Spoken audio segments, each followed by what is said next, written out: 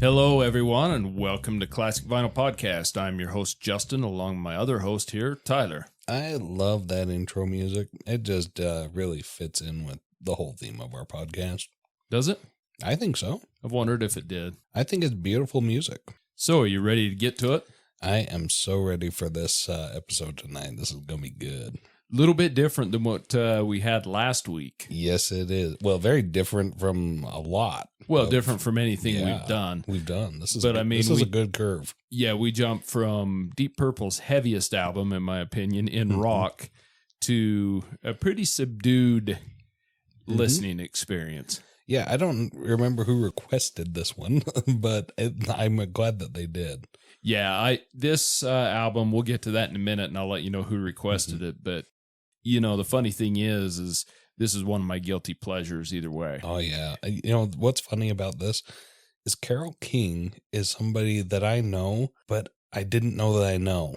Yeah, you start hearing all the songs and you didn't realize how many of them you actually knew, and you didn't put Carole King with that. No, exactly. I didn't. You say, oh, Carole King. I probably know the name Carole King, but she's not such a big name in my head that I even associate her with vinyl music. Which is kind of unfortunate considering her history. You know, her solo recording history, as amazing as it is, and we'll get into the other part about that, the amount of songs she's had a part in writing that people wouldn't even know. I would suggest you look it up. It's crazy, but... You know, this album we're going to cover tonight, Tapestry, is one of my mother's favorite albums. Hi, Mom. And, you know, it is a guilty listening pleasure for me because it makes me wonder, you know, I'm so heavy into the classic vinyl rock, as you will, you know, and rock music in general. This doesn't seem to fit in. And for a lot of years, I wondered, am I doing something wrong by listening to Carole King? But I just love the music. Is your mom one of our vinyl heads out there? Yeah, I believe she's listened to us before. She's a vinyl head listener, huh? Yeah. Right on. So let me get into a little bit of history about Carole King. She was born Carole Joan Klein on February 9th of 1942. She changed her name sometime in the 50s during high school. She started a band, and I guess she decided she wanted to have a more catchy name, you know, and not have the Jewish name she was born with. So she changed it to Carole King, and it stuck with her the rest of her lives. Instead of Klein. Yeah, which, you know, I don't get it, but it is what it is. And I'm sure the times obviously were different, and you have a lot of prejudices.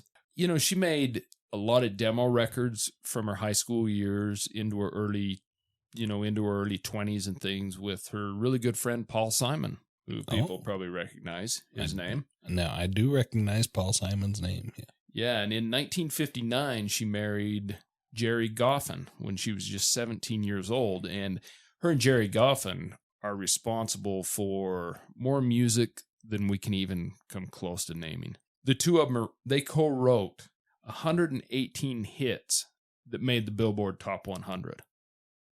So that's pretty impressive. Insane. They also wrote 61 hits that charted in the UK, and it made her the most successful female songwriter, I should say, in the UK charts between 1962 and 2005. So for almost 45 years, she was the most successful female songwriter. She's famous her and Jerry Goffin are famous for writing a ton of songs. You know, Chains is a song the Beatles recorded on their very first album that they wrote. The Locomotion, which was recorded by a number of people, Grand Funk Railroad being one of them.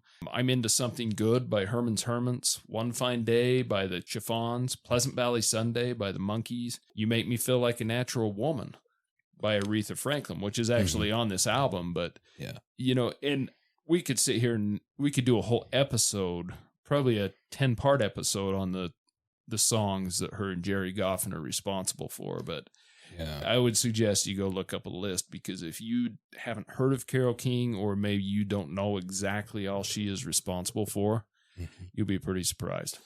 Okay, so she's of Jewish ancestry? Correct, yeah.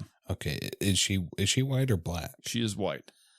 I'm really surprised because the style that she has That's one of the first things I noticed in the very first song, I Feel the Earth Move. Mm-hmm. And maybe I ought to hold that thought until then, but I'm going to say it now, is that she has this style in her voice that it just kind of transcends. She could be any ethnicity.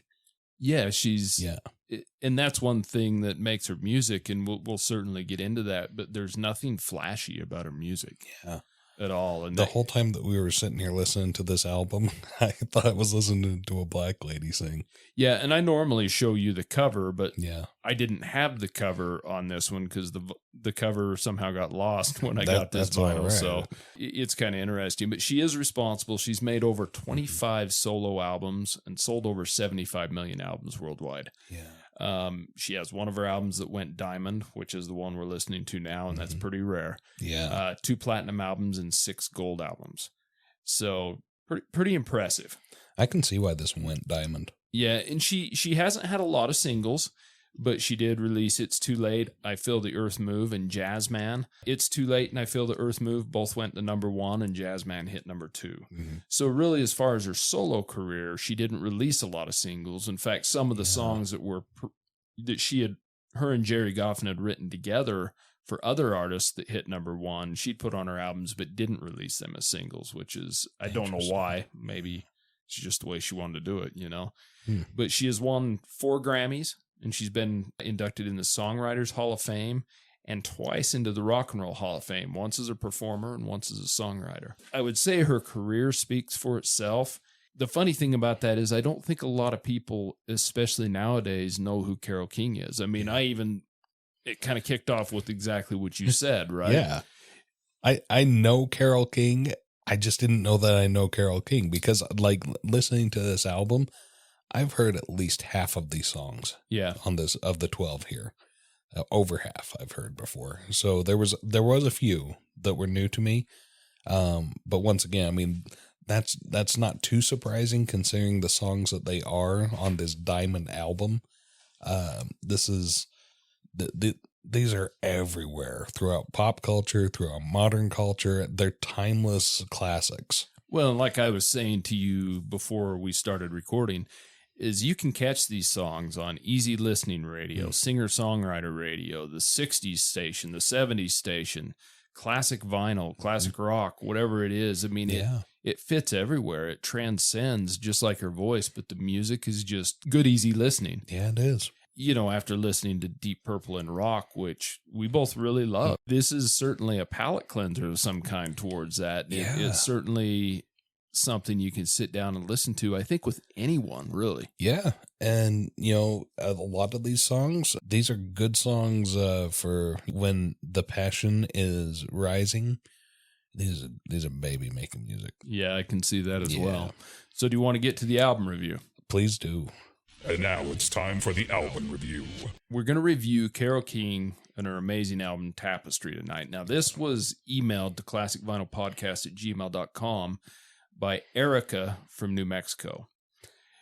She's enjoyed our podcast so far, but we hadn't done any episodes on females. Yeah. And that's our oversight. That is our oversight. But funny enough, Carole King was on our list to do later this year. Yeah, she was. So we just bumped her up the list. Yeah, she just got bumped up the list since someone requested it. So not a problem there at all. Because Thank you, Erica. Because I love this album. Yeah. So this album, Tapestry, was released on February 10th of 1971. It is Carole King's second studio album as a solo artist. Now, it was produced by... This is just her second album. Just her second album. And you see that a lot with sophomore albums, you know, where they really hit big. Yeah. But a lot of times when you have groups or artists that have a huge debut album, then sometimes their sophomore album's a letdown, you know. Yeah, it's an amazing album. So it was produced by Lou Adler, and Lou Adler has produced so many artists, it's tough to name, but to name a few, the Grassroots, Jan and Dean, the Mamas and the Papas, there's a ton of others. He's also been an executive producer for a lot of films, Rocky Horror Picture Show, and a lot of Cheech and Chong films. So Lou Adler, pretty famous in the production world, in music and in movies. It was recorded at A&M Recording Studios in Hollywood, California. Now, there were 4 singles released off this album: So Far Away, Smackwater Jack, I Feel the Earth Move, and It's Too Late. All very, very I say recognizable songs. Probably Smackwater Jack is the one that's least recognizable. Yep. 3 of the 4 I knew, and Smackwater Jack was one of the first for me. Yeah. Like we said, this album had went diamond, sold over 30 million copies worldwide. It's certified 14 times platinum. I jotted this note down because I'm kind of pessimistic when it comes to things like the Rock and Roll Hall of Fame and the Rolling Stone list, because just because something's popular doesn't mean it's good. That's true. And just because something isn't popular doesn't mean it isn't good. That's right.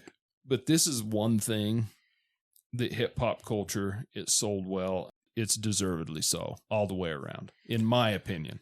So if you don't think that this album is good, well, you might be right just for you. Well, and that's what everything's about, right? It really is, isn't it? So this album, it actually won 4 Grammy Awards, including Album of the Year, Song of the Year for You've Got a Friend, Record of the Year for It's Too Late. And I always wondered what the difference between Song of the Year and Record of the Year was, but... Was the Record of the Year being the single? I guess. I don't know. It's kind of weird that you can have a Song of the Year and the Record of the Year, but I guess good for Carole King that she ended up with 2 Grammys. And then she won the Best Female Vocal Performance that year as well. Rightly so. So the cover of this album, which you haven't seen yet because I don't have the cover, I should have had you look it up, but I know it really well. It's a picture of Carole King. She's sitting kind of on the windowsill at her Laurel Canyon home. She's sitting there shoeless, by the window, holding a tapestry, and she's got her cat at her feet. That's a very fitting description of the cover that I would expect for this album. Yeah, you should have really looked at it before. I should have, and but seeing like the description there, I'm like, okay, this really fits because these are woman power songs or power woman songs, or yeah, very empowering. I can see that, but I don't really take it to me. I don't look at it as female empowerment. I just look at it as empowerment in general and good all around songs, Well, these are songs that you're just going to be happy listening to, like with your cat at your bare feet, hanging out, looking out the window in your Laurel Canyon home. I wish I had a Laurel Canyon home. Well, that's our first step.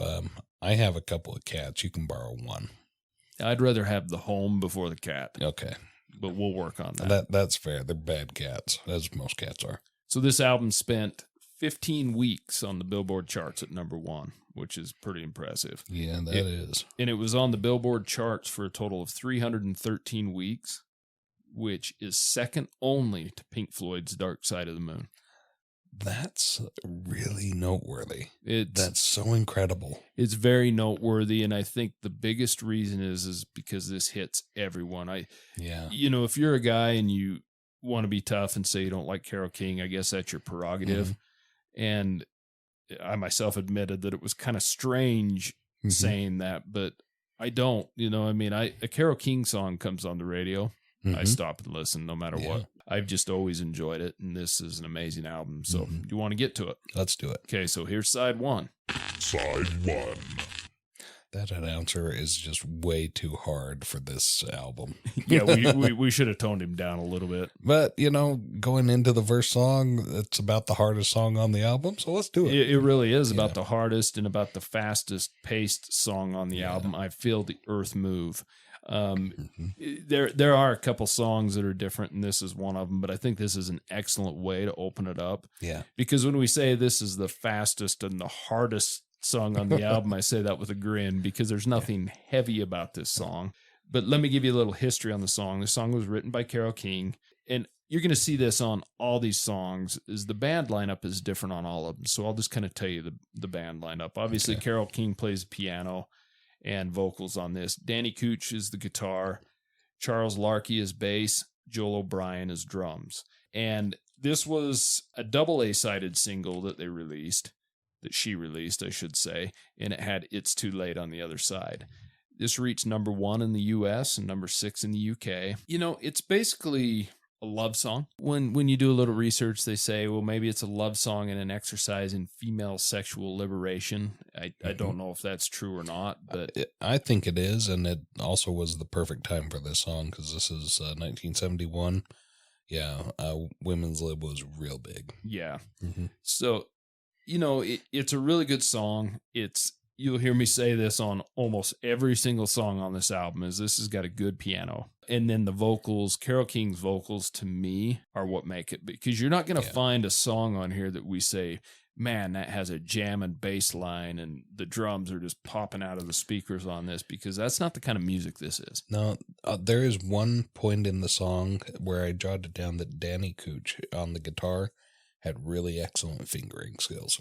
Yeah, but it is still subdued. But it is. It's not. That part was written into the music, and that's why I think the Tapestry label, or the name for this album, is perfect, because this thing plays out like a tapestry, and each song is put together like a tapestry with little elements here and there that you're going to see. Yeah, about the only thing that are forward on all these songs is obviously the piano and the vocals are, and that's what needs to be, right? Yeah, because that's what shines. Yeah, this is an album that is exactly what it needs to be. This is like a perfect piece of artwork, because the message and the music is very clear. Yeah, it is. And her vocals are perfect for the style of piano she plays. And this song is got a good pace. It's got some good little guitar licks in it. And like I said, they're a little more subdued and they're in the background, but they're good. I really like, the visionary of the lyrics, the imagery of them, the sky tumbling down, hot and cold all over, It's just an excellent song, upbeat song to start the album. I'll tell you, the first time that I heard this song, it was in, I think, 1993.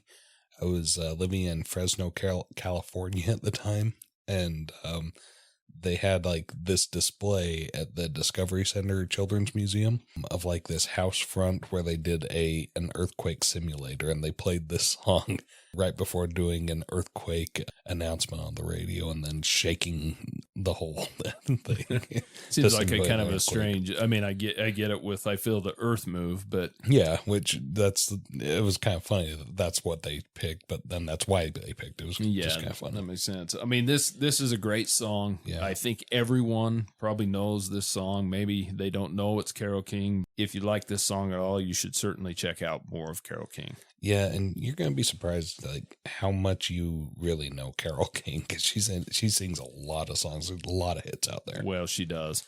So we move on to song 2, So Far Away. Mm-hmm. Now, this song is definitely a slower song. This fits in more with the theme of the rest of the album. Once again, a beautiful piano intro. The piano is very prominent in this song as it is in all others. I do hear the bass lines in this song quite a bit. Before we get to that too much, this is another song written by Carole King. It does feature James Taylor on acoustic guitar on this. It's got Curtis Amey on the flute, Russ Kunkel on the drums, and Charles Larkey on the bass. It's funny because when I say Russ Kunkel on the drums, I don't even know if I heard any drums in this song. It doesn't stand out. No. But if there was drums in the song, that's kind of the beauty of it, is that these guys as a band performing, and James Taylor on acoustic guitar, they're all just so smooth and mellow for this song, because this is a very woeful song. Woeful, I don't know is the word, but it's a very sorrowful song. Yeah, it is. It's longing. And it gives you that longing feeling. Yeah. So this song reached number 14 on the Billboard charts, but actually reached number 3 on the U.S. adult contemporary charts. And that kind of speaks to what we were saying before. Is you could probably release them on all kinds of charts, maybe even R&B, because there is a lot of soul in this. And so she's got a very soulful voice. Yeah. And I do like the guitar in this. It's very subdued in it, but James Taylor does an amazing job on the acoustic. It's got some flute at the end of the song that's pretty decent sounding and fits in well, because it's not like over the edge flute or anything. It's just, once again, really subdued. Well, it's the 70s. The flute was one of the instruments of the times. Well, for Jethro Tull. Yeah, I guess. I wouldn't, I've listened to this album a lot of times, but until we sat down to review it, I never really thought of the flute being in it. So it's hard to say, but I thought that was a nice touch to the song, and that's a good song. It was a good way to end it. Really sent that message. The way that a flute plays out, really conveys that pining feeling. Well, and I think all these songs, the whole album through, is every instrumentation that's used is done in such a light touch, tasteful, I guess, like you say, that it doesn't overpower anything. I would assume that's what they planned on doing. Probably so. It seems like everything on here is very intentional.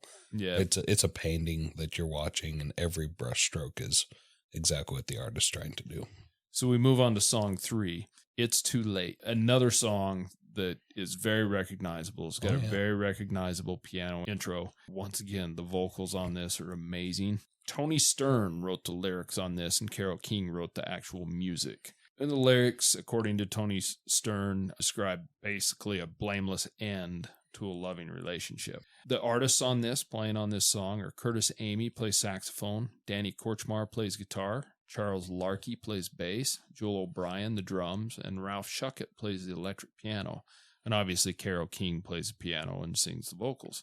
This song, when released as a single, it reached number 1 in the U.S. and number 6 in the UK. This song, they're different. Yeah, this is the song she won for Record of the Year in 1972, the Grammy.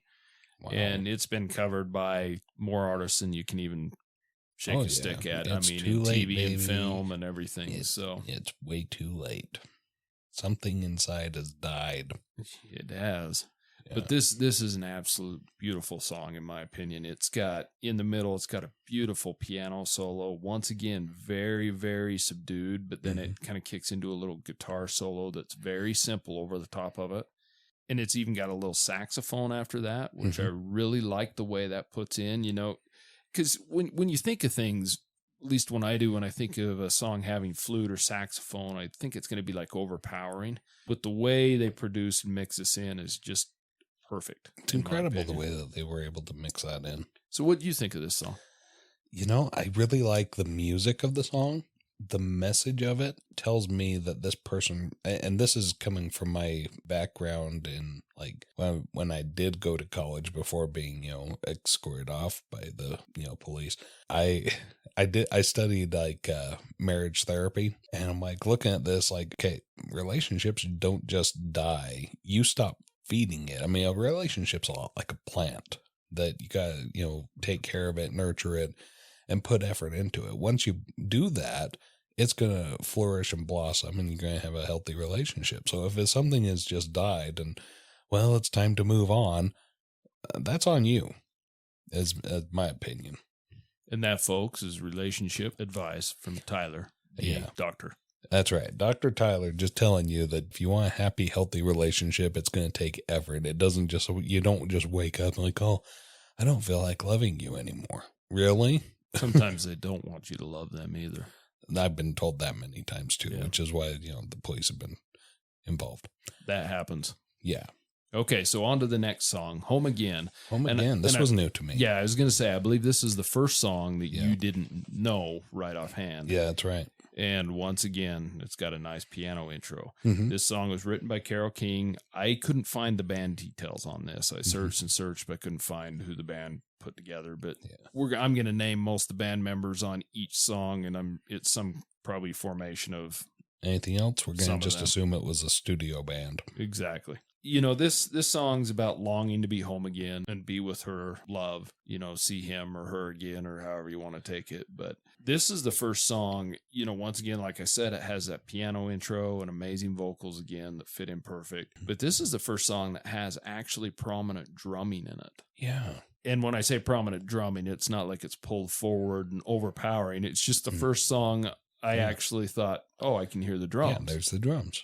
It's a really easy listening song. This song, for me, is probably one of my least favorite on the album. I can listen to this whole album straight through. I love the album. I don't skip any of the songs on this. But this song just was maybe more... album filler.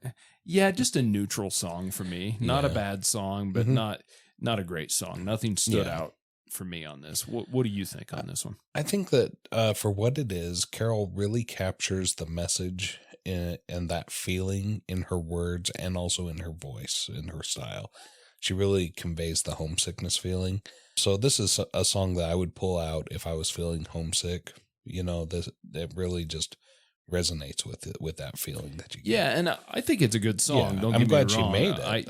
It's a But great song. It's just kind of a niche song. It's not something that you're always going to be wanting to listen to. It's not the most powerful song on the album, musically or anything, but it's still a beautiful song. So we move on to the next song, speaking of beautiful, and it's actually called Beautiful. Yeah. Now, this song was written by Carole King, again. She plays piano and synthesizer on this song. Danny Cooch is on guitar and congas, Charles Larkey on guitar, and Joel O'Brien on drums. Funny enough, they don't even show it having a bass player on this. But yeah, Carole King states that she came up with the lyrics for this while riding the New York City subway.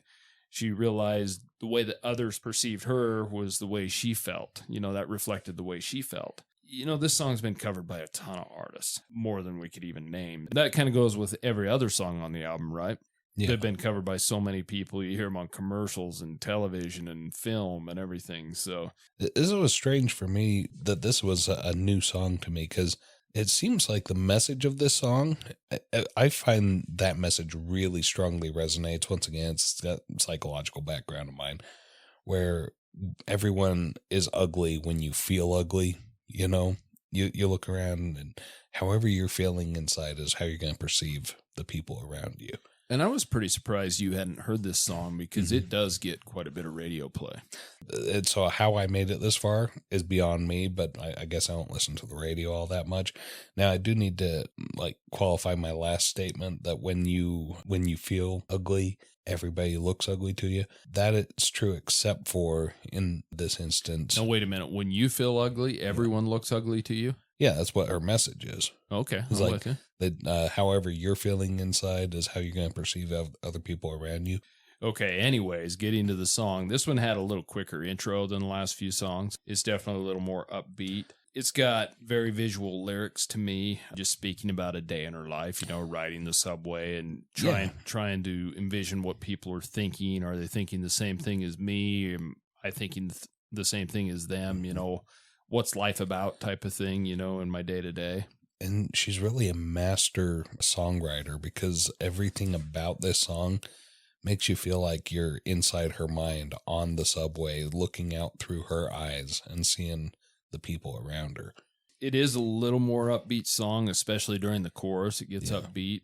Once again, it's not very prominent in any of the background music or anything like that. It's just, the piano and the vocals that really shine in this song. And it's a good song. It's certainly not going to be on my top list as favorite on this album. It's a great song nonetheless. Not a skip. Yeah, I really like the message of the song that show the world you have so much to offer, and they will see you as beautiful as you feel. I think that's kind of what I like about the song more than the actual musical side of it, is just the message and the lyrics about it. Exactly. Yeah. And that's true with a lot of the songs on this album. Yeah. I really like the messages. So we move over to the last song on side one, Way Over Yonder. And this is kind of an interesting song. This one was also written by Carole King, apparently written about finding her own inner peace. It's another song I could not find the band details on. This kind of, as the song starts, it kind of gives me a slow, bluesy feeling in a way. I wrote down, there's something haunting about this song. Yeah, it does give that blues feeling, Yeah. It just kind of a longing or something. I don't know. It's kind of strange. Once again, the vocals are strong on this. And I really like the harmonies in the chorus. It's kind of the first time on this album so far that you get harmonies in the chorus. There's a few songs, but most of them are pretty solo with Carole King, but this one does have good harmonies in it. And although I like those, there's a couple portions where the background singer sings by herself in the background, and I don't like that. It sticks out kind of like a sore thumb to me. Yeah, like what's she doing? Yeah, it was okay when she was singing with her. Yeah. I assume that was her, whoever the background is singing with Carole King, either that or they doubled over her vocals or something. But I didn't like when the background singer shouted out alone. It just seemed way, way out of place. And this is kind of the first and only song on the album where I thought something in the song was severely out of place, and that seemed out of place to me. It does have a saxophone solo in A it. saxophone. Yeah, saxophone. Yeah. And it's actually pretty decent because it's kept down on the softer side, and I like that because that part didn't stick out to me, you know. Yeah. I just love the imagery of the lyrics again. Way over yonder, that's where I'm bound. What were your thoughts on this song? I really like that. It seems like heading towards something, and then you're getting discouraged, but then you keep the thought that you aren't there yet. The journey isn't over. So it's one of those. It's kind of inspiring music. It's a good song. Good song to close out the first side. I just thought that background singer was a little out of place. So let's go to side 2. Side 2. Okay, so it opens up with an amazing song. Yeah. You've Got a Friend. James Taylor. Yeah, something like that, right? Obviously, these two are great friends, right? Well, of course they are. They've played live together a number of times. But this song was written by Carole King. She plays piano on it. The band on this is David Campbell on viola, Terry King on cello, Danny Korthmar on conga, Charles Larkey on bass, Barry Socher on violin, and Mr. James Taylor on acoustic guitar. This song, when it was released as a single, reached number 1 in the U.S. and number 4 in the U.K. Once again, the U.K. is behind on that for some reason. And they're a bit more dark. Yeah, they were into Deep Purple at the time, remember? Yeah, these guys, there was a lot of rage and hate in the U.K. One of the most interesting things about this song is this song also reached number 1 here in the U.S. for James Taylor the very same year. Now, what's really strange is they recorded it the same time with the same band. So they basically recorded Carole King's version. James Taylor turned around with the same band and recorded his version. He plays acoustic on this and a little bit of background vocals. She sings background vocals on his song. Mm-hmm. Now, his song... And she's good. She's good at background because we listened to both versions. Yeah, we did listen to both versions. I absolutely love James Taylor's version. Mm-hmm. But I can tell you one thing. I like Carole King's better. And see, I listened to this, and I'm like, James Taylor stole Carole's style for singing this song. And I say that with confidence because she sang it first. They recorded her version first, and then when they went through, James is like, well, I can't beat that. So rather than taking it, making it his own, he just sang it the same way she did. Well, it is pretty amazing, though, that they both hit number 1 with it in the same year. Hers is obviously... He rode on her coattails. He certainly did. Yeah. But I will say a couple things about that. This song by Carole King is definitely piano driven. James Taylor's version is definitely acoustic guitar driven. But according to Carole King, she actually come up with the idea for this song as a response to his song, James Taylor's song, Fire and Rain. The part said, I've seen lonely times when I could not find a friend. I remember that lyric. Yeah, that's where she come up with this, to kind of back that up. I've seen lonely times where I could not find a friend. Well, guess what? You've got a friend. Yeah, because King knows how to be a good friend. Carole King, she's good people. She even let James Taylor have her style. She did. For the song. Yeah. And, James Taylor and Carole King have played live together a number of times. This is a song that's a staple of their live show. These two have to be great friends. There's no way they can't. Yeah, and you really need to go YouTube it or whatever and see, because them singing it together is something special, I think. I'm sure it is. I need to go see that. Yeah, it's an amazing song. And it's been covered by a ton of people. Obviously, James Taylor. 10 minutes later, right? Yeah, 10 minutes later. Dusty Springfield, Michael Jackson, Anne Murray, and a ton of others. I mean, it's a very well-known song. I really like this song. I mean, once again, piano intro that's probably one of the most recognizable intros of her songs. The vocal, once again, is absolutely amazing. And it's a perfect song to start out side 2 of the vinyl. And the piano playing in this song is amazing. I really don't find much about this song I don't like. I shouldn't even say I don't find much. There's nothing I don't like about this song. I love the chord changes in the chorus. It lowers down and it's just kind of got a cool sound. I like the viola and the cello in this. It's so subtle and you can just barely hear it in the background, but to me, it's a tasteful use of it instead of overpowering it like you could do, like Phil Spector would want to do with his Wall of Sound, like when he ruined the Beatles' Let It Be, in my opinion, but that's a whole nother story. Just a beautiful song all the way around. I did make another note on this one, like I did on the album, that sometimes pop culture is wrong just because something's popular, but this song reaching number one for both artists, this is just a beautiful song. This song belongs in number one. This is a song that's about, you could change out the title, You've Got a Friend with True Blue Friendship, because this song is really about, like, when you need a friend, good friends are always there for you, no matter what time of the day or night, time of the year. They're there ready to provide whatever it is you need, to listen to you, to help you out, to, help to drive, pick you up somewhere or take you somewhere, whatever. That's true friendship, and it's pretty rare. But also, Carole King is teaching you in this song how to be that kind of friend. Yeah, and there some of the songs have, I would say, the lyrics aren't literal. The lyrics in this are quite literal, but they're beautiful. They are, and she's a poetess. Just poet or poetess? One of the two. I like poetess. Miss Poet. Yeah, Miss Poet. Okay, so let's move on to the next song, Where You Lead. This song, the lyrics are by Tony Stern and Carole King, and the music's by Carole King, and she plays piano. As far as the band, you've got Mary Clayton, which we had talked about her before. She had sang on Gimme Shelter by the Rolling Stones when we did our Let It Bleed album review. She does the background vocals. Danny Korchmar on guitar, Russ Kunkel on drums, Charles Larkey on bass, Ralph Schuckett on electric piano, and Julia Tillman also does background vocals. Barbra Streisand also released a version of this, which reached number 40 on the Billboard charts. Carole King did not release this as a single. It's just an album track. And according to her, the lyrics kind of suggest stereotypes that a woman, should not put her desire for a career ahead of pleasing her husband. That old stereotype. That's you got to be this, you got to be that, and that's your place in the world. And this is kind of the sarcasm side of that, Yeah. That's not the way you need to be. You can be a woman and have your own life. Yeah, she's a feminist. And so, but at the same time, I'm sitting here listening to this. I'm like, this is an interesting message to say that feminism means excelling at whatever you want to do.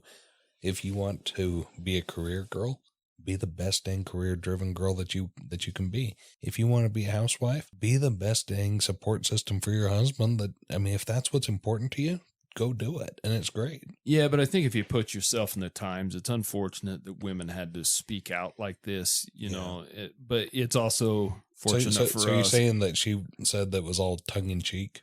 I think so. I think from the interviews I've read and stuff, that's kind of what it is. And, it's unfortunate that you had to have people speaking out about that, and that's the way the world was. And it is still in some ways, Yeah.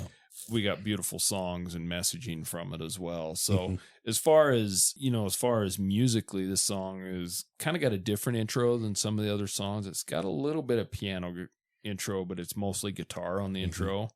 And this song's a little more upbeat. And, if probably out of any of the songs, this features guitar more than any, but not heavy guitar, just. Well, and Mary Clayton from the Rolling Stones, you don't get that, her screaming about rape and murder. No. Is just a shout away. No, like you do in Gimme Shelter. Yeah. Yeah, exactly. So she's subdued. Yeah. And it fits in perfect.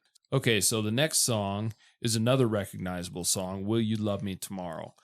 This was written by Carole King and her ex-husband, Jerry Goffin, quite a while before this album was released. He wrote the lyrics. She wrote the music. She plays the piano. Danny Korchmar is on acoustic guitar on this. Russ Kunkel on drums. Charles Larkey on bass. And then you have a couple other famous people. You have Joni Mitchell doing the background vocals, and James Taylor, once again, is on acoustic guitar and background vocals. This is a song that when Jerry Goffin and Carole King wrote it, they originally give it to the Shirelles to release in 1960, an R&B band, and they took it all the way to number one. So I would suggest you listen to both versions, because Carole King did not release this as a single, which I think she should have, because this is a beautiful song. It's been covered by a lot of people, the Four Seasons, Linda Ronstadt, Roberta Flack, Dave Mason, Dionne Warwick, and even Taylor Swift, among many, many others. It's a very very good song. It's got an amazing piano intro to it again. And it is a slow, subdued song once again. And I say slow and subdued a lot in this, but that's kind of what it is, you know? Yeah, that's kind of the pace of this album. It really is, but it's in a nice way. You know, it's in a calming fashion as far as I'm concerned. Yeah. I was listening to what she's saying, and it seems like she's saying when the guys are only after one thing for the most part, and if a girl gives that up to him too soon, then he walks away with what he considers a sexual conquest and doesn't feel the need to call her again. Yeah, he got what he needed, right? Exactly. So she's asking that question. Okay, you're saying whatever you need to say, but will you still be around tomorrow? Are you going to call me tomorrow? Is this like a love thing that we're going into, or am I just a conquest? I can kind of see where you're coming from there, but remember the lyrics were written by her husband, Jerry Goffin. So he should know. Yeah, he should know the answer to that. Uh-huh. So that's kind of interesting. But I guess that flips it around and makes it, okay, there's two people involved in this relationship, and she's trying to hook herself into a relationship possibly. So is she going to be able to snag him with her hook, or is he going to get what he wants and leave? Yeah, and it makes me wonder, because Jerry Goffin and Carole King, their whole point when they were younger and first married was to write songs for other people, right? So it makes you wonder how much meaning actually went into it. Is this song written as a personal front, or is it written to be lyrically and musically hooking? And that's what I always wondered about the ones that were written by Jerry Goffin and her, because, this did hit #1 for the Shirelles, which is pretty surprising. Yeah. Well, I wonder that mostly because a lot of people write what they know, or write from their own personal experience. Yeah. So that's why that makes me question it as well. Well, one thing I really like about this song, it's a good song as far as I'm concerned, but the background vocals on this, the harmonies with James Taylor and Joni Mitchell are amazing on this. Yes, they are. I really like it. And then it's got amazing, just simple acoustic overlays by James Taylor through the whole thing that are just, they're there, but you really have to pay attention to listen to them, because they're not jumping out at you. The piano, once again, is amazing. I love how it closes the song out, and then it has a little acoustical riff to close the song out. And I really like the ending of this song too. Okay, so we'll move on to Smackwater Jack, the fourth single that another new one for me. Yeah, that you weren't familiar with. No. Now, this is another one written by Jerry Goffin and Carole King earlier, and she plays piano. You've got Curtis Amy on the saxophone, Mary Clayton once again as background vocals, Danny Korchmar as guitar, Joel O'Brien drums, Ralph Schuckett. He plays the electric piano. This was the B-side to the single So Far Away, which they reached #14 in the U.S. And supposedly this is just kind of a made-up song about some outlaw in the Old West, right? Who got a shotgun and decided to blow up a congregation with it. Yes, he did. Now, the first thing I said to you when we were listening to this is the most different song on the album. This could be a country song. Yeah, and I think lyrically, not musically, it's not even close to country. No. But the words, yes. Yeah, without a doubt. Yeah, the music style, I could see them. There's a couple of country-ish, but it doesn't really go into full country. It stays in that, R&B kind of rock and roll. Yeah, and it's still piano driven, I like the lyrics. You can't talk to a man with a shotgun in his hand, It's got kind of a parlor style piano solo in the middle. That's what it reminds me of, as an Old West parlor. Yeah, it really does. And it's got a good little guitar riff over it too, but this song definitely musically doesn't fit in this album as well as everything else. No, it's a good ballad. This song's the sore thumb. Yeah, when it first kicks into the intro, it's got some cool little piano runs and stuff, but it just seems weird to me that it's almost like a slowed down parlor song. I don't know how to explain it. This is probably my least favorite song on the album. And That's fair. It's kind of funny that they released it as a single, and I don't dislike this song at all. No, it's not a bad song.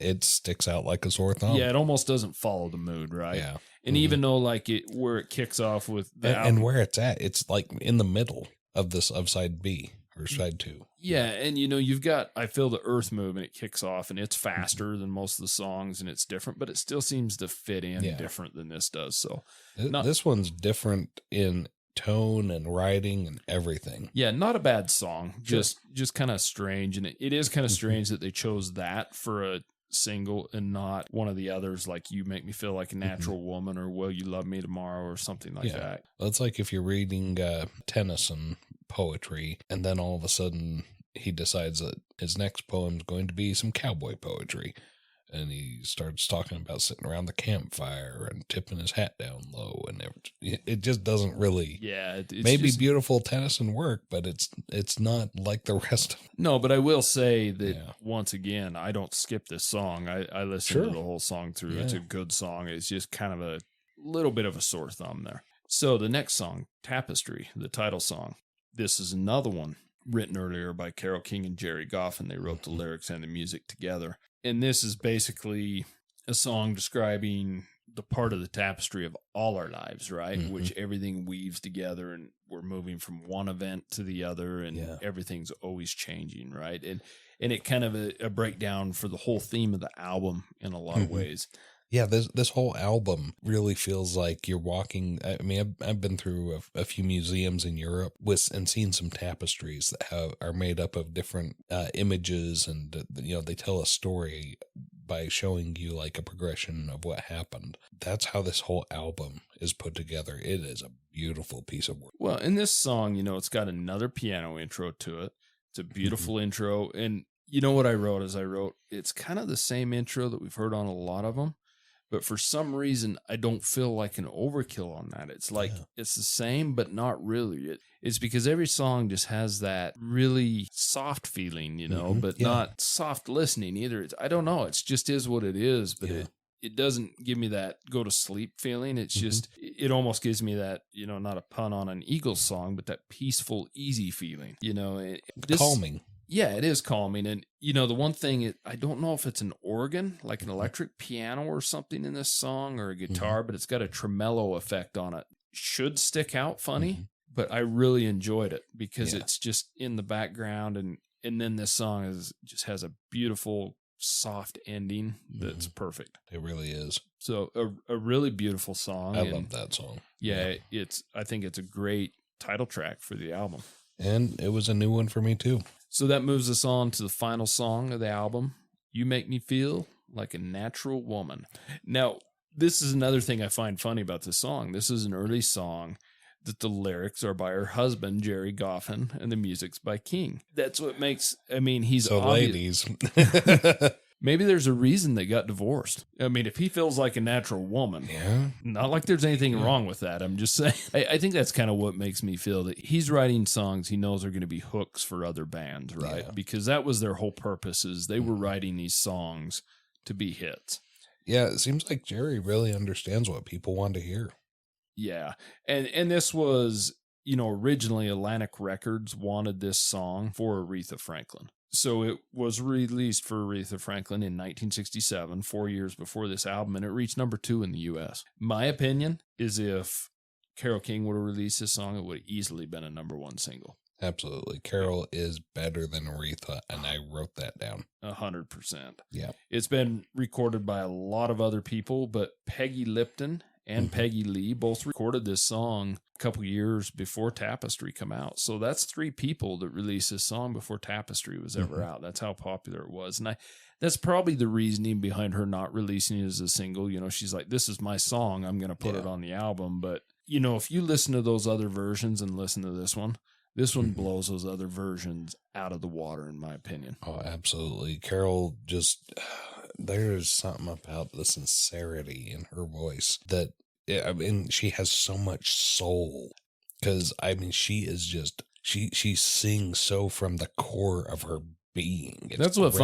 That's what I find funny coming into this, is that you had heard the name Carole King, but you didn't know what race she was. You didn't know any of her songs. You couldn't name them offhand. Obviously once you started hearing them, you're like, oh, I know this song and this song and this song. I knew her voice. And here's the other funny thing is, like, her voice is tailored enough or diverse enough that I can listen to a couple of different Carole King songs and not even realize that it's the same person singing. Yeah, and I think going into this song, it's got another amazing piano intro to it, and then the vocals kick in, and her vocals are superb. They're beautiful vocals, and I love the imagery of the lyrics on this one too, like when my soul was in the lost and found, you came along to claim it. I mean, that's beautiful imagery. Yeah. That's, I think, that really shows the lyrical writing genius of Jerry Goffin. He did an amazing job. Yeah. But her being able to put the music to it as well, but her singing it just kicks this song into high gear, man. Her singing and playing it, because she's also doing the piano, and it's so perfectly matched. Her voice isn't perfect. She's got a little bit of a rasp in it, kind of like I do tonight. Which is actually what makes it perfect. And that's exactly. But that's what makes it so pure. It makes it feel like it's like, this is so sincere. My last note on this song was this song is powerful as hell, but soft and beautiful. And that's kind of the way I feel about it, because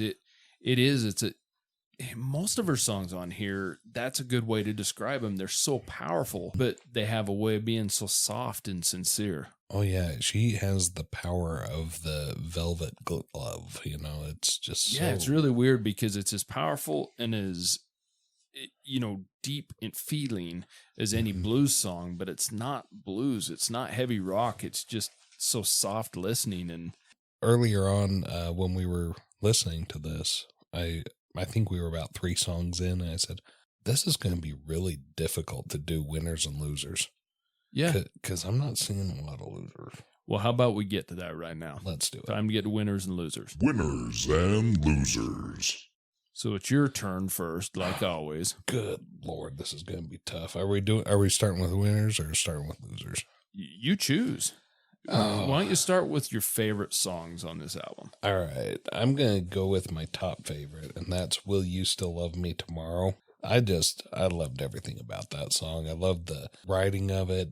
Jerry Goffin really seems like he understood what he was trying to say with that. The singing by Carole and the playing on the piano, everything about that song was perfect. And so I'd put that as my number 1 top favorite. Also, I'm going to go with You Got a Friend, because that one was, once again, a perfect song. In fact, you'd probably put it higher, I would think. But higher than second? Yeah. I'm thinking that was your favorite. And then Beautiful is my 3rd favorite. So what about you? Favorites? Well, my very favorite song on this album, You're Wrong. It's Too Late. Really? Yeah. I've always loved that song. I think for me, I don't know, it's the feeling of that song, but you could probably ask me on a different day and it might be a different one. And for my second favorite, this is kind of funny, but it's a 3-way tie between So Far Away, You've Got a Friend, and Will You Love Me Tomorrow. And, let's throw It's Too Late in there. Those 4 songs are my favorite 4 songs, without a doubt. I really like You Make Me Feel Like a Natural Woman, too. I like that one, too. I feel bad now that I've done my top 3 that I can't throw that one in there. Well, I guess that's good why we have the album to listen to. Yeah. What's your least favorite songs on the album? Home Again just felt like an album filler, or niche song, something that you're going to pull out every once in a while when you need that, but that wasn't my favorite. It's Too Late made my least favorite based off of the message, and that was just me being so critical of the writing. So I guess that's just something personal against Tony Stern. Well, sorry, you're not here to please me, so don't feel bad. I'm not here to please Tony Stern either, and Tony Stern's not here to please me. Also, Way Over Yonder, I didn't really have a lot to say about it, and it just seemed like it was just a little different. And the funny thing is, like, for being as different as Smackwater Jack was, I didn't get bothered by the difference in Smackwater Jack like I did in that song. How about you? Well, let me preface this by saying that, once again, there's not a skipper on this album for me. So when I'm picking my 3 least favorites, I would say Home Again. Mm-hmm. I'm with you on that one. It was all right. It doesn't stand out to me as being special, mm-hmm. although it's a good song. And then Smackwater Jack is one of my least favorites. And I think it's more the lyrics on that one than anything. I like the song musically. Well, to a certain extent. I kind of didn't like the parlor feel to it Yeah. in the intro and in the outro and stuff. But that and Way Over Yonder, I'm kind of with you on those. But they're still excellent songs. You know, it's hard for me to pick a loser because it's really not a loser on this album. No, there's no losers on this album. Even our losers are not losers, Carole. No, this is a good listening album. All 12 songs are strong. There are 6 very, very strong songs on this album. Oh, absolutely. That you can hear almost, like we said earlier, on almost any style of radio station nowadays. Yeah, and on an album of 12 songs, that's so impressive. I challenge anybody, if you disagree with us, please write in. But I challenge any listener out there that doesn't think that this song should be Diamond album. Tell us why not, because I can see perfectly why this album is Diamond. Well, and you need to look at the prominence of an album too. I mean, we sit here and listen to it, and I'm speaking strictly on the songs, how they make me feel, how I think the songs, project feelings and sound and everything, and it's an amazing album. But you also got to realize that how many of these songs were recorded by other artists and were hits by other artists before her, because her and Jerry Goffin wrote the songs. How many were after? How many films and TV, and commercials and things these are part of. I don't, unless you really know, you maybe not know. That's why I suggest you go out and listen to this album right now, because it's an amazing album, no matter what kind of music you're into. The more I learn about Carole King, the more I want to know about her. Yeah, she's definitely interesting, and there's a lot going on. I would suggest you go and watch some of her concerts, more recent concerts with James Taylor, like out on YouTube and stuff. It's pretty interesting. Yeah. So should we get to the album rating? Yep. Album rating. So Tyler, it's a 10. Really? It's a 10 for me. Absolute 10. That's strange. I didn't think you'd hit a 10 on it. Without hesitation, this was a 10. Well, guess what? What? Me too. I'm a 10 on it. Carole, you've got it. What can I say? I mean, I'm not any kind of producer or anything, but even a blind man can see that you got it. You know what else is kind of cool about these songs that I didn't say earlier? They could almost be recorded by any artist in any genre and fit into that musically. Why not? Yeah. And they actually have been in a lot of cases. So. Exactly. Yeah, it's an amazing album. And, if you disagree with us, let us know. This is a groundbreaking album, and here it is almost 55 years later. Yeah. Well, not quite, 52, 53 years later. Yeah. And it's still strong, very strong as it was the day it was released. It's an amazing album. She's an amazing artist. Can't take anything away from her, right? Exactly. So this is really strange. I thought, we hadn't, reviewed any kind of female album before, and we review this one, and it gets our first 10. What can I say? I like women. Yeah, well, that's the way it is. But especially like Carole King. Carole, I don't know if she'll ever listen to this, but boy, you made a fan out of me in one listening. Interesting. Well, that means you have to go buy it. That's not money wasted. I have purchased more than one album from doing this podcast. Just saying. Well, that's good. So you may have to go buy it. Maybe I will. Tapestry. Okay, let's go to Spotify. It's an amazing album. So reach out to us at classicvinylpodcast@gmail.com. Reach us on Instagram and Twitter. And once again, thank you for listening. Share us with your friends if you enjoy what we do. We really do appreciate it. And until next time, see you later. Thank you so much for listening to Classic Vinyl Podcast. And don't forget to subscribe on Spotify or Apple Podcast or wherever you listen to your podcasts. Follow us on Instagram at Classic Vinyl Podcast for updates, and also share us with your music-loving friends.